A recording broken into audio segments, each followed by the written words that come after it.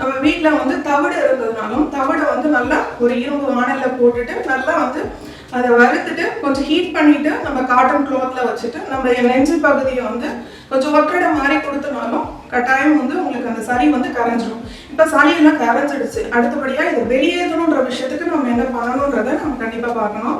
அப்போ வெளியேற்றணும் அப்படின்னா உள்ளுக்கு ஒரு நம்ம சித்த மருத்துவத்துல நிறைய நேசல் ட்ராப்ஸ் எல்லாம் இருக்கு. அப்போ மார்னிங் எழுந்த உடனே ஒரு 2 ட்ராப் அந்த மாதிரி வந்து நம்ம மூக்கு துவாரம் வழியா விட்டோம் அப்படின்னா அந்த சளி உள்ள இருக்கிற சளியை இலகுனதை வந்து நம்ம வெளியேற்றணுன்ற ஒரு விஷயம் கட்டாயமா நம்ம பண்ணணும்.